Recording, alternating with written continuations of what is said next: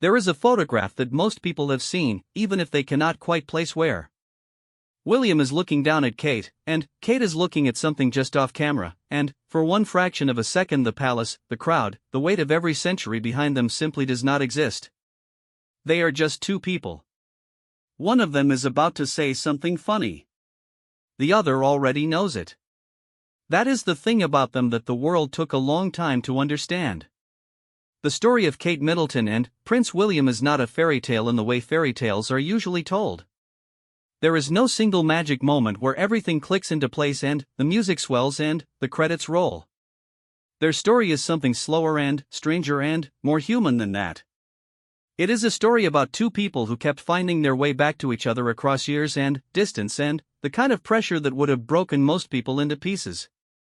It starts, as so many real stories do, in a place that feels ordinary in the moment and mythic only in hindsight. St. Andrews University, on the cold eastern coast of Scotland, is not a glamorous place. The wind there is the kind that finds the gaps in your coat no matter how many layers you are wearing. The town is small. The sea is grey and enormous. Students pull their hoods up and walk fast and huddle together for warmth in the kind of way that makes friendships very quickly and very deeply. It was into this place, in September 2001, that both William Wales and Catherine Middleton arrived as freshmen, strangers to each other, both of them trying to figure out what came next. William had grown up in a fishbowl. There is simply no other way to say it. He was born on June 21, 1982, the first child of Prince Charles and Diana Spencer, and, from that first day he was already a subject of fascination for the entire world. His childhood was one of extraordinary privilege and extraordinary pain in almost equal measure. He had palaces and country estates and summers at Balmoral. He also had parents whose marriage dissolved publicly and bitterly in front of millions of watching eyes, and he lost his mother when he was 15 years old in a car crash in a Paris tunnel that the whole planet mourned and that he has carried privately ever since. By the time he arrived at St. Andrews, he was one of the most recognizable young men on earth, and he knew it, and it made him careful in the way that only people who had been burned by exposure learn to be careful. Kate was something entirely different. She was born on January 9, 1982, in Reading, England, the eldest child of Michael and Carol Middleton. Her parents had built a successful party supply business called Party Pieces, and the family was comfortable and warm and close in the way that the Middleton household has always been described by everyone who has spent any time inside it. Kate grew up with her younger sister Pippa and her younger brother James in a house full of noise and laughter and the particular kind of grounded security that comes from parents who genuinely like each other. She was athletic, quietly confident, good at art, passionate about sport. She was not famous. She was not performing for anyone. She was simply herself, which turned out to be exactly what William needed. They met through shared friends in the student halls, the way people meet at university when the world is small and geography does its own matchmaking. There are accounts of the moment William first saw Kate properly, at a student charity fashion show in March 2002, where Kate walked the runway in a see-through lace dress over a bikini. William, seated in the front row, was reportedly stunned. He leaned over to a friend and said something that has entered royal folklore. The exact words vary depending on who tells the story, but the sentiment is consistent. He thought she was breathtaking. He wanted to know her. They became friends first, which is perhaps the most important thing about everything that came after. They were part of the same social group, a circle of students who cooked dinners together and went to the student union and did the ordinary things students do when they are trying to survive essays and Scottish winters simultaneously. William relaxed around Kate in a way people noticed. She did not treat him like a prince.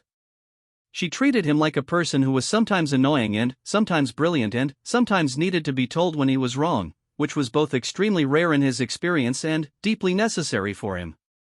Kate, for her part, was not dazzled in the performative way. She was interested in him. There is a difference, and William could feel it. By the start of their second year, they were housemates, sharing a rented property with two other students. By the end of that year they were something more, though neither of them announced it, and, for a while the world only suspected rather than knew. The photographs started appearing, as they inevitably do when William is involved in anything at all, but Kate handled the attention with a composure that surprised people who expected her to crumble under it. She did not crumble. She straightened her spine and she said nothing she did not intend to say, and she kept being exactly who she was, which was a young woman who happened to be in love with someone very famous and was determined not to let that define her more than she permitted. They graduated together in June 2005, both with degrees in art history, both stepping into whatever came next with the slightly terrified optimism of people who have no real idea what the world outside university looks like. For William, the next step was a career in the military, following the path his father and grandfather had walked before him. He went to Sandhurst. He trained as an officer. He became a pilot, eventually flying search and rescue helicopters out of RAF Valley in Wales, and later joining the East Anglian Air Ambulance as a co-pilot, a job he took because he wanted to do something real and meaningful with the skills he had spent years building. For Kate, the path was less linear. She worked in fashion, did some photography, helped with the family business, and waited in the particular way that only people who love someone with an impossibly complicated life understand. There was a break. In 2007, they split up, and the world treated it like a crisis because the world had already decided the outcome of their story and was furious at having the plot disrupted. But the break was real and it mattered and it was probably necessary. William was 24. He was still figuring out who he was and what he wanted. Kate took the break with a dignity that became, in retrospect, one of the clearest possible signals of who she was. She did not speak to the press. She did not post crying photographs. She went out with friends, she smiled, she wore nice things, she kept going. People noticed. People respected it. William noticed most of all. They found their way back to each other within months, quieter and more certain than before, and after that there was no more wobbling. The relationship deepened into something that looked less like a romance and more like a partnership, which is perhaps the highest compliment one can pay to two people who are building a life together. They had been together for nearly a decade by the time William proposed, in October 2010, during a trip to Kenya's Lake Rotundu. He had been carrying his mother's sapphire and diamond engagement ring in his rucksack for 3 weeks, waiting for the right moment, which arrived on a clear morning with the lake spread out around them and no cameras anywhere in sight. Kate said yes. The announcement was made in November 2010. The world, which had been waiting and speculating for years, exhaled in collective satisfaction. There were photographs taken at St. James's Palace, both of them still slightly stunned-looking, Kate's left hand extended, the blue ring enormous and unmistakable. She talked about her nerves. He talked about Diana, about wanting to have his mother present in the only way he could still manage it. That was the first time many people saw what was underneath the royal surface, a man who was still grieving, a woman who understood that and was not frightened by it, and, between them something that had been earned rather than given. The wedding took place on April 29, 2011, at Westminster Abbey, and approximately 2 billion people watched it. 2 billion. That number is difficult to hold in the mind without it slipping through the fingers like water. Westminster Abbey has stood in London since the 11th century. It has held coronations and funerals and state occasions beyond counting. But, on that day in April it held something it does not often hold, which is an atmosphere that felt, despite all the pomp and the military uniforms and the archbishops and the horses, genuinely joyful.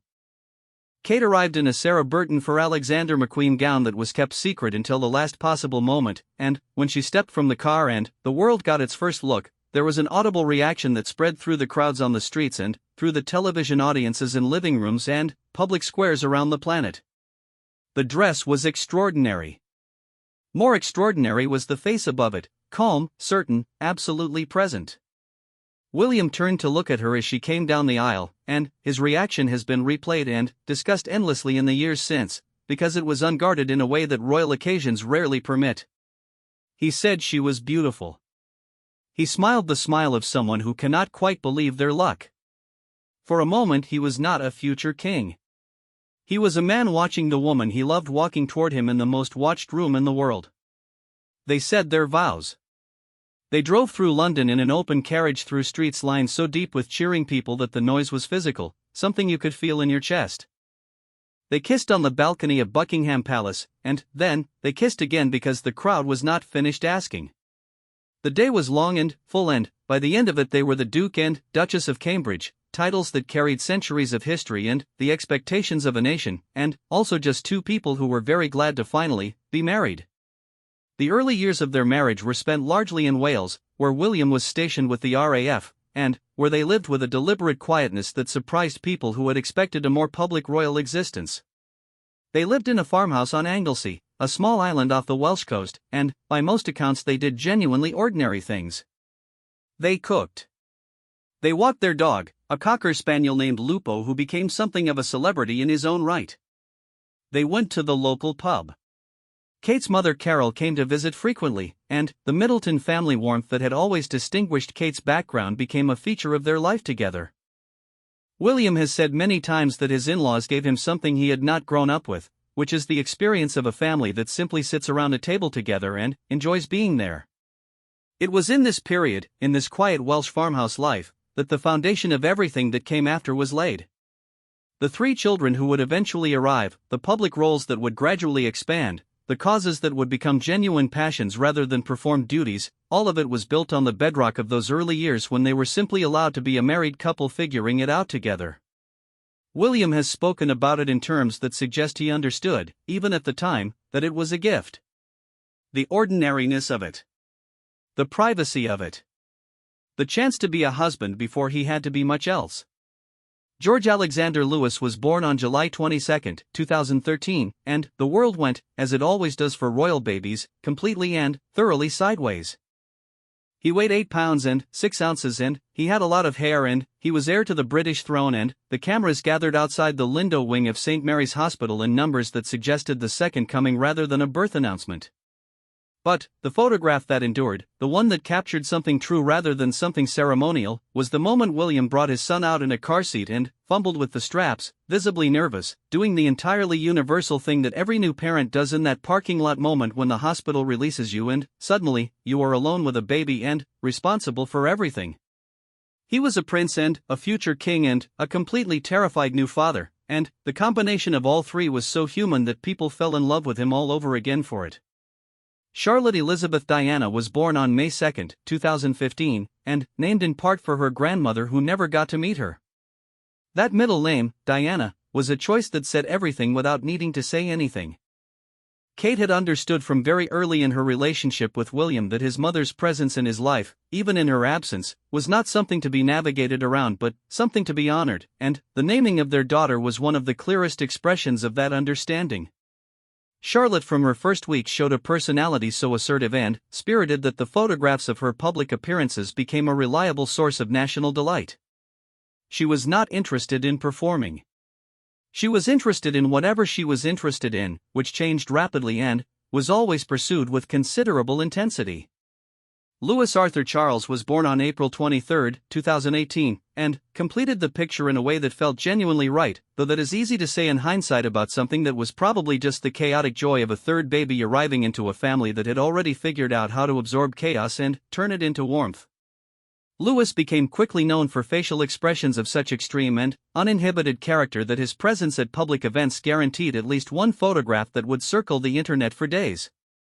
He is, by most indications, extraordinarily himself in a way that suggests the Middleton side of the family made a significant contribution to his personality, and no one who has seen him at Trooping the Colour or the Platinum Jubilee celebrations would argue with that assessment. The family that Kate and William built in those years is, by any measure, the central fact of their story. The causes they champion, the speeches they give, the organizations they support, and the hours they spend behind closed doors doing unglamorous work on difficult problems, all of it matters. But underneath all of it is something more basic and more durable, which is 3 children being raised by 2 parents who are trying, with evident sincerity and evident effort, to give them the thing that William most wanted and did not entirely have growing up, a childhood that belongs to them, where the weight of the crown is kept outside the door for as long as that is humanly possible. There is a particular kind of pressure that comes with being watched. Not the ordinary, low-level discomfort of speaking in front of a group or being photographed at a party, but the constant, total, unblinking attention of an institution and a public that has invested its own sense of stability in your ability to keep going. To smile when you are tired. To appear composed when you are frightened. To perform continuity in the middle of private upheaval. William and Kate have lived inside that pressure for their entire adult lives, and the story of their family is in many ways the story of what happens when two people decide they are going to be honest about what that costs, and try to do something useful with the understanding they have earned from carrying it. The world first began to see them as something more than a romantic story and something more than a royal spectacle in the years following the birth of their children, when both of them began speaking publicly about things that royal figures had traditionally never mentioned. Mental health was the first territory they chose, and the choice was not accidental. William had spent the better part of his 20s discovering what grief that goes unprocessed does to a person over time. He has spoken about shutting down emotionally after his mother's death, about keeping so busy that there was no space for the feelings to catch up with him, and about the moment in his early 30s when they did catch up, arriving with an intensity that he was not prepared for and could not manage alone. He sought help. He found therapy useful. He started talking about it. For a member of the British royal family, this was not a small thing. The institution William belongs to was built on reserve. On the stiff upper lip.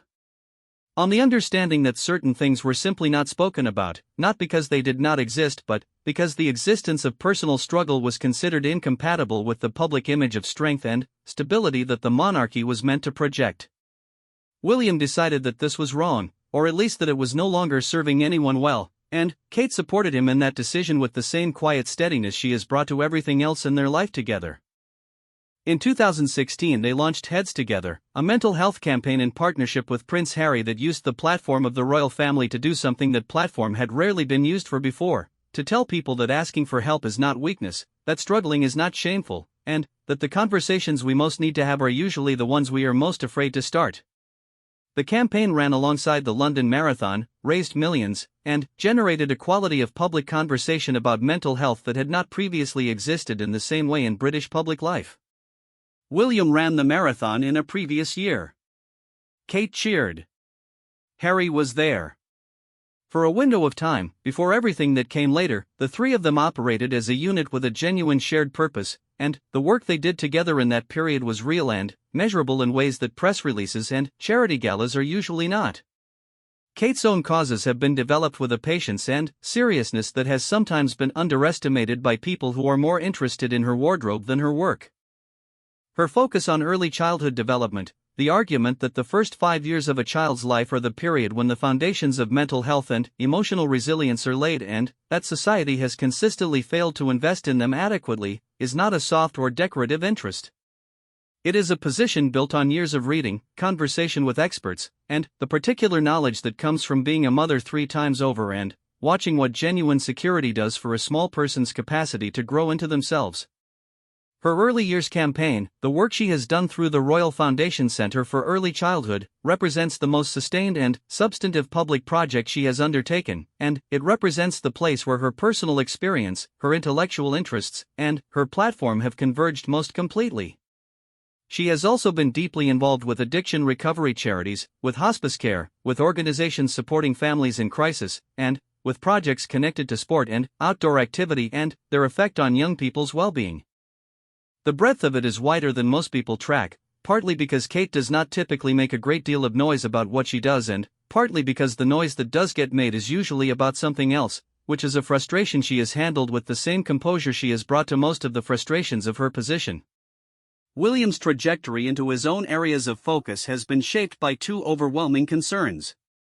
The first is conservation and the natural world, a passion he absorbed in childhood from his father, who was speaking about environmental collapse long before it became mainstream to do so, and which deepened through his own experiences in Africa, in the wild spaces he has visited and loved and watched contracting under pressure. The Earthshot Prize, which William launched in 2020, is perhaps the most ambitious project he has undertaken independently, a global competition seeking and funding the most innovative solutions to the environmental crisis, modeled deliberately on the Apollo program's understanding that grand ambitions require grand challenges. The prize rewards 5 winners annually across 5 categories, each representing a different area of planetary emergency, and it operates on the principle that optimism is not naivety but is in fact a strategic necessity when the alternative is paralysis. William has been criticized, as anyone who takes a public position on climate tends to be, for inconsistencies between message and behavior, specifically for traveling by private jet to events where he speaks about emissions. He has acknowledged the tension. He has not pretended it does not exist. He has continued the work. The second concern is mental health, particularly among young people, and, particularly among men, who are statistically least likely to seek help and, most likely to die by suicide. William has spoken about this in terms that are personal enough to be uncomfortable, which is precisely why they land. He is not reciting talking points. He is describing something he has lived, and the difference is audible. He has sat with veterans experiencing post-traumatic stress. He has spoken to young people in crisis. He has taken phone calls through crisis lines and talked about what those conversations taught him about the texture of real suffering and the extraordinary power of being heard by another person who is not going to flinch and is not going to leave. These two, the environment and mental health, are not arbitrary choices.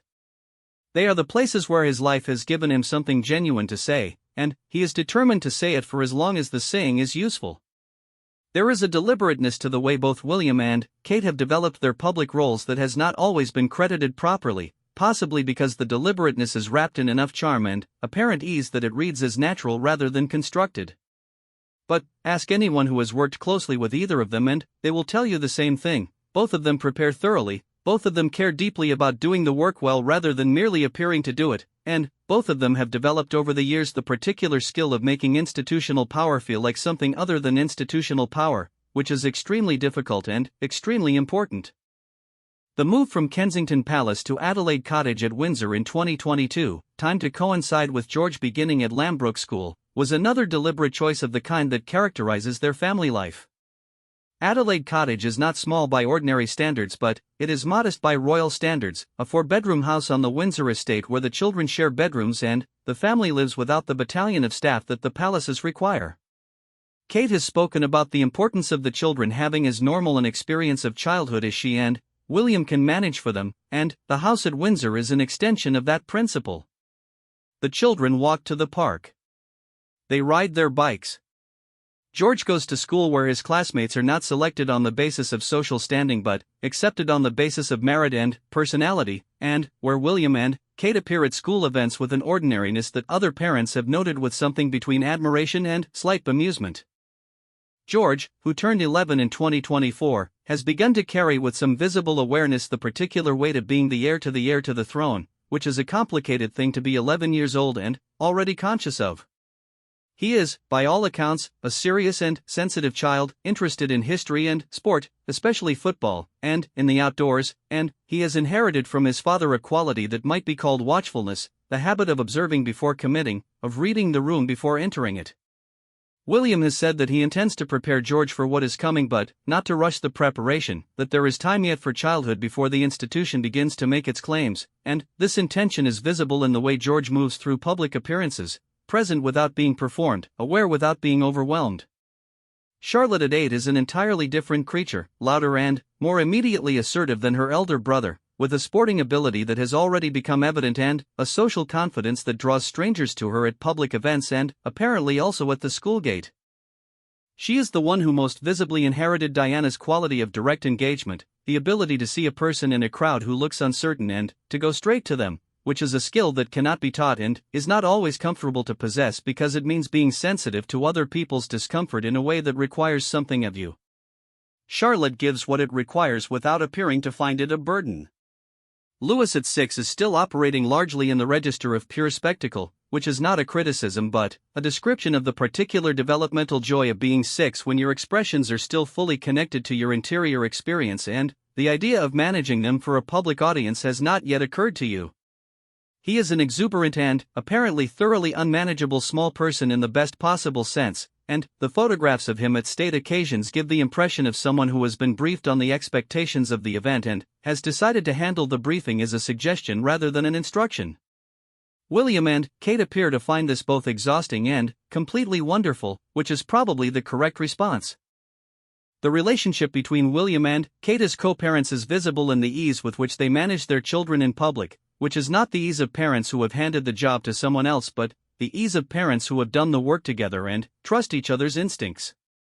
They correct each other gently. They back each other up. When Kate was managing the early months with George and the adjustment from freedom to responsibility was enormous, William has spoken about doing the night feeds, about doing the school runs, about being present in the domestic texture of their lives, not because he was performing a modern kind of royal fatherhood but because he genuinely wanted to be there and understood what it cost when a parent is not. His own experience of loss taught him the value of presence with a specificity that most people are fortunate enough not to have to learn so young. There is something in the way they exist alongside each other at public events that rewards watching. They are not a couple who performs togetherness for the camera and separates the moment the lights go down. The physical ease between them, the way they lean slightly toward each other, the way Kate catches William's eye when something unexpected happens, and the exchange that passes between them in that fraction of a second, the private joke that the world is not party to but can feel the warmth of, this is not manufactured. Manufactured warmth has a quality of effort underneath it that attentive people can always detect. What Kate and William show is something different, which is the ease of people who have been each other's most important person for long enough that the ease has become structural, load-bearing, part of the architecture of who they each are. They have had difficulties. All honest accounts of their story include difficulties. There were years in the middle when the public scrutiny was so intense and so intrusive and so frequently wrong that coping with it required a kind of energy that left less for everything else. There were disagreements about the pace of royal life, about privacy, about how much of their children's lives could reasonably be shared with a public that felt entitled to access as a condition of their support. There were family complications of the kind that became dramatically public in ways that none of them could fully control and that caused pain on all sides. William is someone who feels loyalty and betrayal with equal intensity, and navigating both at once while the world watches and renders verdicts in real time is an experience that would test anyone. Kate has been William's steadiness through all of it. This is not a diminishment of her own complexity but a description of one of her most visible qualities, which is the capacity to remain present and grounded in conditions that unsettle the people around her. She has a stillness that is sometimes misread as blankness by people who expect emotional expression to be more externally visible than hers tends to be. It is not blankness. It is containment, which is a different thing entirely. She feels things deeply. She processes them privately. She emerges with a clarity of purpose that people who have worked alongside her describe as remarkable. It is the quality that has allowed her to grow from a young woman who came into the royal family without training or precedent or a manual for how to survive it, into the senior working royal she is now, one of the most recognized and most respected women in the world. The arc of her public image is itself a study in the way time and consistency change how a person is seen. In the early years she was treated by the press and public as something primarily decorative, a stylish accessory to the more important story of the prince, and this was both reductive and largely accepted as normal because it was how the institution had always processed its women. She was photographed, her clothes were catalogued and copied, her haircut became a phenomenon. But underneath all of that she was doing what she has always done, which is reading carefully, listening more than she spoke, and building the knowledge and the confidence and the network that would eventually allow her to do work that mattered. The version of Kate Middleton that the world saw in 2024 is not the version that arrived at Westminster Abbey in 2011, not in any way that matters beyond the obvious continuity of person. She has become someone of considerable stature and intention, and she got there the way most people get to the places that matter, which is quietly and, over a very long time. There are years in any long story that arrive without announcement and change everything. The kind of year that you do not fully understand while you are inside it, only later, looking back, when you can see the shape of it clearly. For Kate and William, 2022 and the years that followed were that kind of time, a period that compressed grief and transition and illness and profound change into a span that would have been difficult enough for anyone and was uniquely, almost unbearably complicated for them.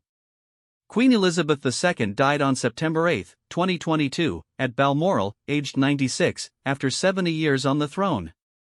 Her death was expected in the way that any death at 96 is expected, intellectually understood as a possibility that becomes a likelihood and, then, a certainty, while remaining emotionally something that cannot quite be absorbed until it is actually real. For William it was the loss of a grandmother, but also something larger and more complicated. The Queen had been the fixed point around which everything else revolved. She was the center of the institution, the person whose longevity and consistency had given the monarchy a stability that was easy to take for granted precisely because it had been unbroken for so long. Her death made William the Prince of Wales overnight, and it made Kate the Princess of Wales, the title that had belonged to Diana, the title that came loaded with history and complexity and an association so vivid in the public imagination that it required almost extraordinary nerve to accept it and make it your own. Kate did. She accepted the title, and the responsibility that came with it, with the same composure she has brought to every transition in her royal life. She did not perform her grief, though it was clearly present. She stood beside William in the days following the Queen's death, in Balmoral, in London, at Windsor, doing what needed to be done, which is what Kate does. She walked behind the coffin. She wore black and stood very still. She was there. William's grief was visible in flashes, the set of his jaw at certain moments, the quality of his silence in others. He has spoken since about the strangeness of the period, about the simultaneous personal loss and institutional transformation, about becoming the heir apparent in the same moment as losing the grandmother he had loved, without any gap between the two in which to simply be a grandson who was mourning. The monarchy does not permit gaps of that kind. The ceremony must continue.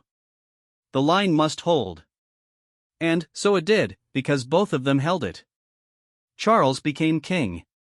The coronation took place in May 2023, a ceremony that was ancient and elaborate and, also, somehow, genuinely moving in a way that caught many people off guard, as though they had come to watch a piece of theater and found something human at the center of it. William knelt before his father and pledged his loyalty, and the weight of what that gesture means, the son kneeling before the father who will one day be followed by the son, the wheel turning as it has turned for 1,000 years of English and British history, was felt by people who had not expected to feel anything at all. Kate sat with the children, managing the day with the particular skill of a mother who knows exactly how much ceremony 3 children of different ages can absorb before someone starts to unravel. George was composed and watchful in the way he tends to be at big events. Charlotte was focused and remarkably poised for her age. Louis, magnificently, was himself. In the aftermath of the coronation, when the public narrative might have settled into the relatively comfortable territory of the new king and his heir working in tandem, something else was happening that the world would not learn about until some months later. Kate was not well.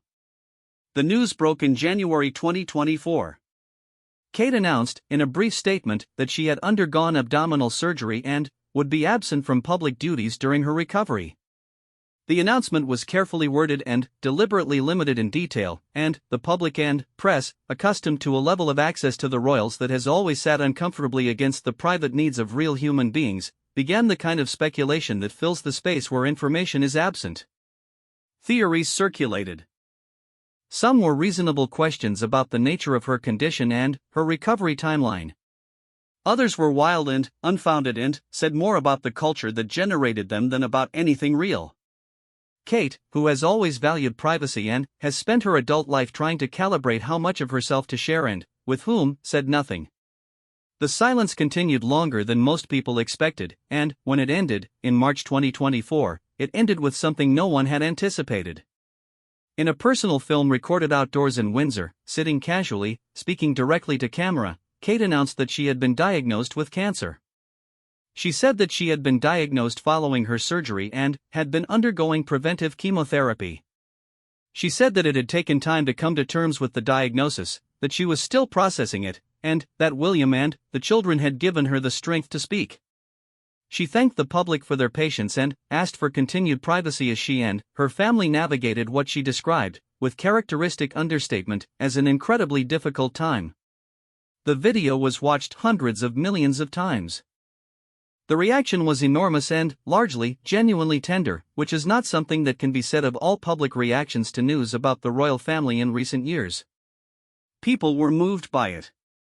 The directness of it, the ordinariness of the backdrop, the quality of Kate's voice, which was steady but not without strain, the sense that this was a real person telling the truth about something terrifying and doing it with a courage that was all the more visible for being clearly effortful, these things landed differently than managed royal communications usually do. Because it was not managed. It was as real as anything she has ever shown the world. William's role during this period, the months of surgery and diagnosis and treatment and recovery, was not visible in the public sense, which is exactly how it should have been. But enough has been shared, through carefully chosen words in later interviews and through the evidence of how they have always functioned together, to understand what it looked like. He was there. He took the children to school. He managed the household. He was present at appointments.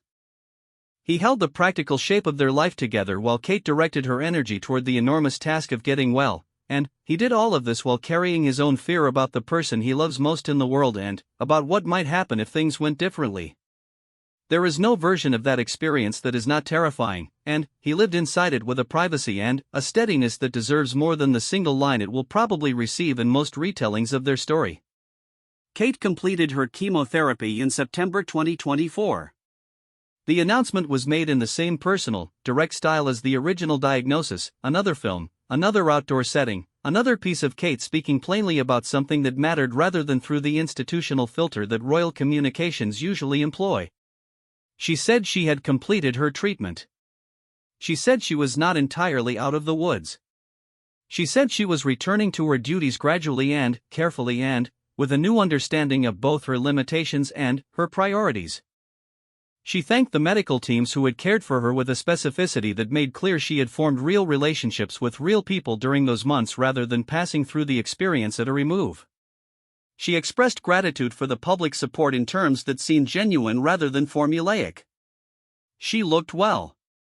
She looked like herself, which in the context of everything that had happened in the preceding months was the most remarkable thing of all.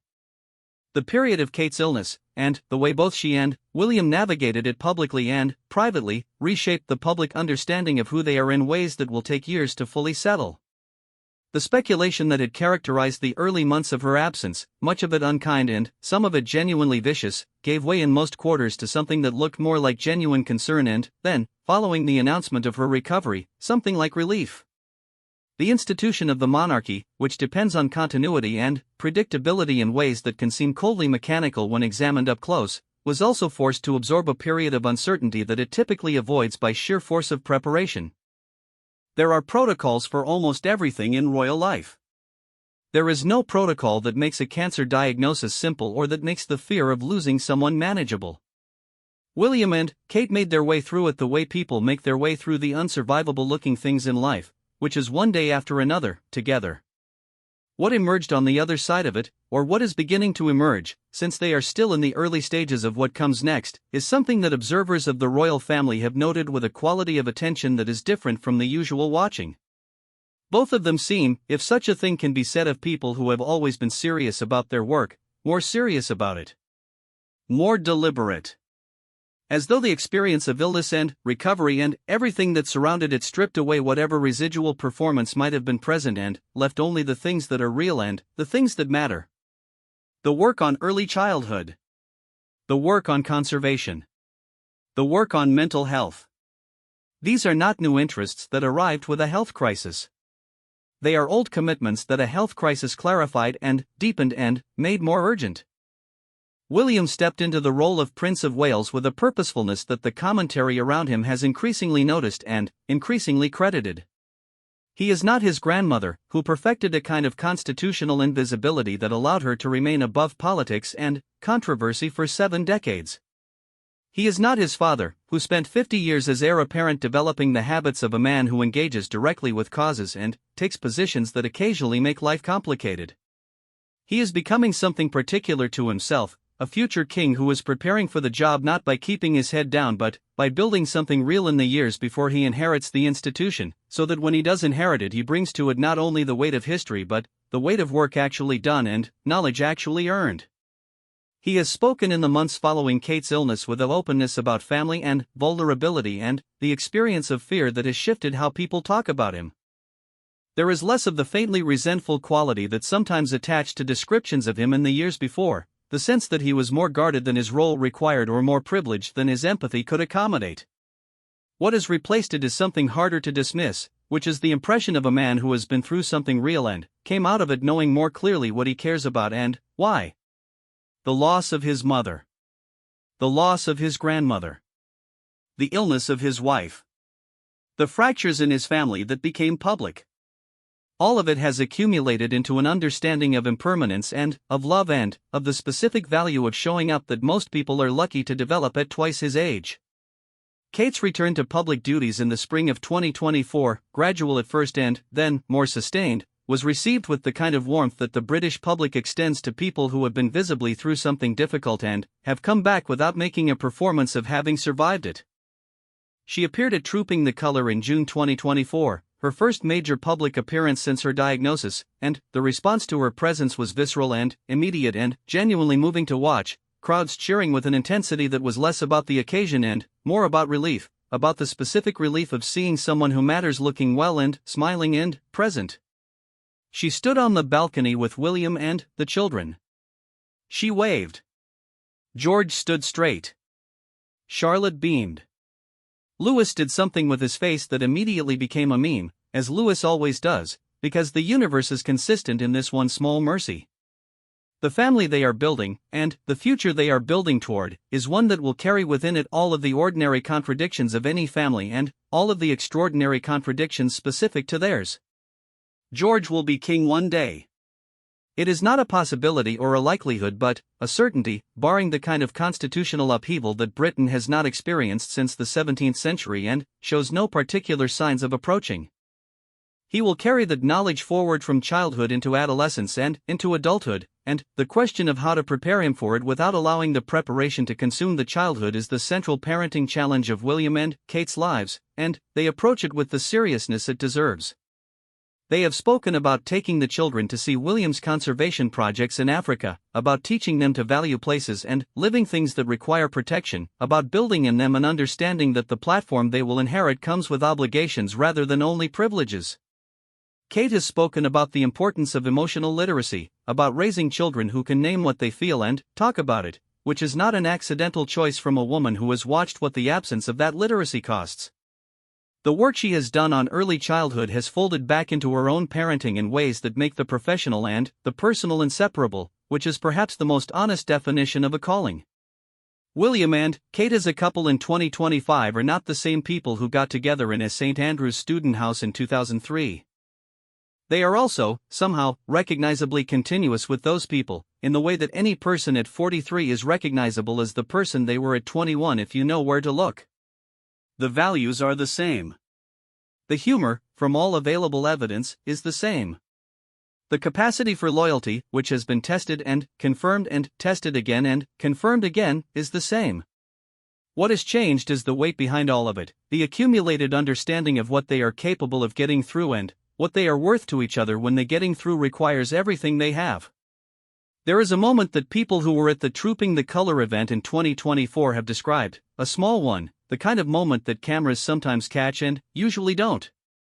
William leaning down to say something to Kate, something private, something that made her laugh despite everything, in the middle of all that public occasion with all those watching eyes and all that history pressing down from every direction.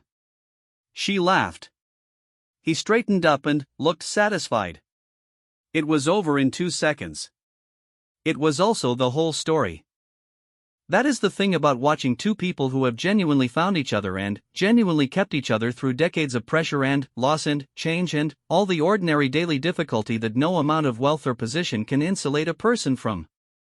The grand gestures matter. The vows at Westminster Abbey, the children born and named and loved, the diagnoses faced and the recoveries made, the causes built and the platform used and the work done. All of it matters. But so does the lean. The 2-second private joke. The capacity to make each other laugh in the middle of everything, which is not a small thing and has never been a small thing and is in fact perhaps the truest measure of whether two people have built something real. Kate and William have built something real. The world has been watching for 25 years and the watching has not been patient or kind or consistent.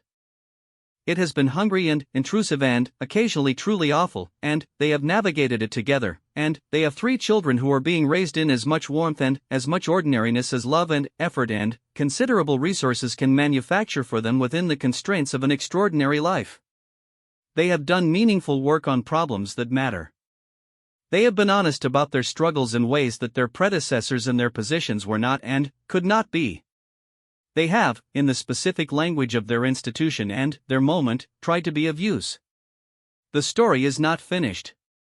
It will not be finished for decades if they are lucky, and, then, it will continue in the generation that follows them, in the quiet serious boy who is already watching and, learning and, preparing in ways he probably does not fully understand yet. But, the part of the story that belongs to them, to Kate and William as the people they chose to be rather than only the people they were born to be, is already substantial. Already worth the telling. Already true. There was a photograph, early in their marriage, Kate looking off camera and William looking at Kate, and, for one fraction of a second the palace and the crowd and all the centuries did not exist.